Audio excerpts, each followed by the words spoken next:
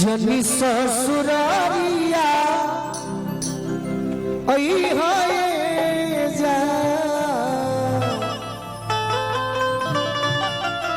चाहे बड़ी पुरान हरा में चाचा गाँव में करला हरी जी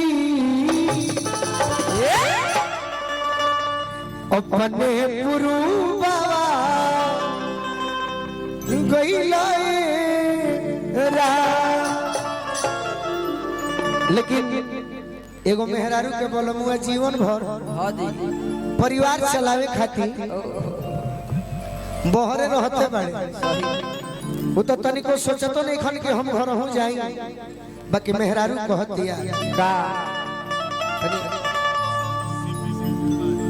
सीपी सिंह जी धन्यवाद के माध्यम से और विक्की सिंह बबुआन जी एहू गीत पर आशीर्वाद मिलत कम नहीं के मेहरारू कहते कि सुनी राजा जी जब जब हम रोरा के याद कइले बनी तब तब रोरा बहरे मिलल बनी एक दिन खातिर घरे आ जाई काहे कि आज को समोसा करता बदाना जय हो बाबा को समोसा करता बदाना ए पिया कहिए से ए पिया कहिए से को समोसा करता बदाना को समोसा करता बदाना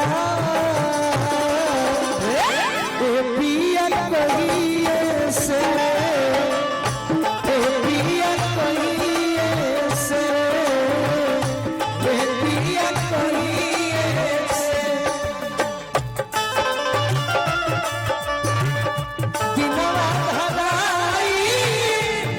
से जवानवा के बिनवा धराई रतिया रनी दयारे देह पिया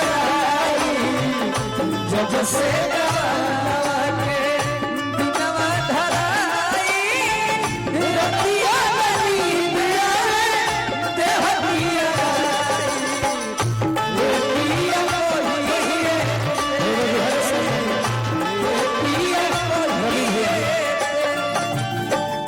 अभी अभी बहुत बहुत आशीर्वाद भी मिलल तनी टेबल के में काम साहिबा जी मैं एक इस भोजपुरी का बड़ा ही छोटा कलाकार हूँ। मैं परिचय देना जरूरी नहीं समझा आपसे क्योंकि मैं गाना गा रहा हूँ अगर श्रोता मुझसे खुश हो गए तो वही हमारा परिचय है। सही ए पिया कोही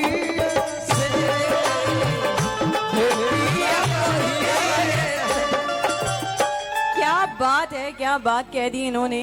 तो इतना खूबसूरत म्यूजिक सुन रहे हैं आप सभी। Please give me 1 minute. अति सुंदर ये आशीर्वाद पटना जिला का शान, पूरे बिहार का शान, मौर्य होटल के पूरे जो हमारे ही सब कुछ है गार्जियन बीडी सिंह जी, हमारे बीडी चाचा के तरफ से पुरस्कार आशीर्वाद आएगा। अब रौरा बोली कुछ बोली साहिबा जी। अब मैं ये बोलना चाहूंगी कि इतना खूबसूरत म्यूजिक पीछे चल रहा है और सभी एंजॉय कर रहे हैं, बट बिल्कुल नाइंसाफी हो रही है यहाँ पे। आपका नाम मैं भूल गई हूँ क्योंकि मुझे थोड़ा शॉर्ट टर्म मेमोरी लॉस वाली प्रॉब्लम है। तो जितने लोग यहाँ पे बहुत ज्यादा एंजॉय कर रहे हैं, आप लोगों से निवेदन करना चाहूंगी कि यहाँ पे आके आप एंजॉय करेंगे ठुमका लगाते हुए तो ज्यादा ही हमारे कलाकार जो स्टेज पे मौजूद है उनको अच्छा लगेगा, मजा आएगा और अंदर से जो और नगमे और गाने जो निकल के आएंगे वो अलग ही होंगे। तो जितने लोग एंजॉय कर रहे हैं और सुन रहे हैं उनको यहाँ आगे आना पड़ेगा। फ्लोर के आगे बहुत ज्यादा जगह है, सिर्फ कैमरा लेके वीडियो नहीं बनाना है भाई, ऐसे आगे भी आना है। और इधर वाले लोग कुछ ज्यादा ही हंस रहे हैं, तालियां बजा रहे हैं, मुझे नहीं पता क्यों हंस रहे हैं वो लोग, बट जिस लिए भी आप उन पे हंस रहे हैं क्यों? हाँ, इतने हाँ। अच्छे तो लग रहे हैं। धोती क्यों? कुर्ता देखकर हंस रहे हैं। तो ये तो देसी स्टाइल है ना अपना, बनारसी पागल। क्या बात है।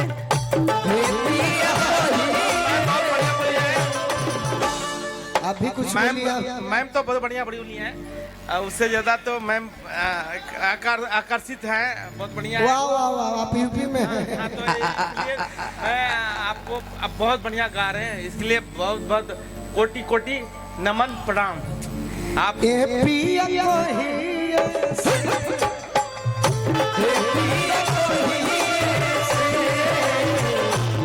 ज्वाइन भी करना है, आगे आना है, आगे आगे ज्वाइन करना है भाई, ऐसे पीछे से अभी- नहीं अभी। लगाना है, आगे आगे ज्वाइन करना है।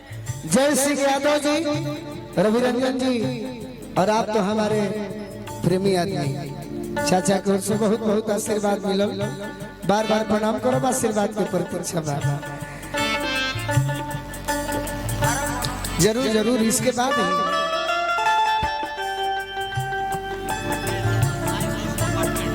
साईं स्वरूप अपार्टमेंट दिलीप पांडे जी की ओर से बहुत बहुत आशीर्वाद। ए पिया कहिए से,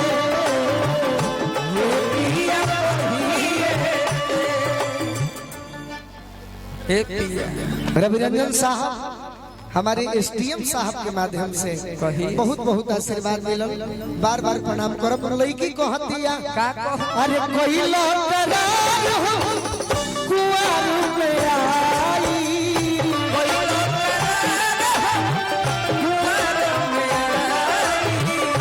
कोई लौटरार हो कुंवर में आई,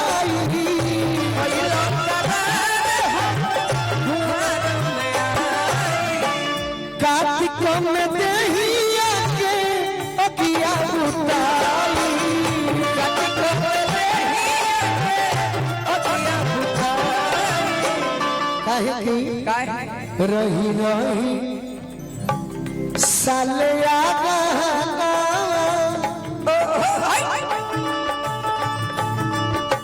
रही रही सालिया गहना,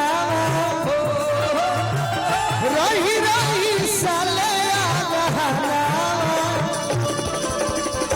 ए पिया कहिए से, ए पिया कहिए। हाय, एगो हमारा गाना के फरमाइश आई बा रिशु जी। अरे आज भाई यही पर खींच लो, आज भाई यही पर खींच लो। वो खिलाड़ी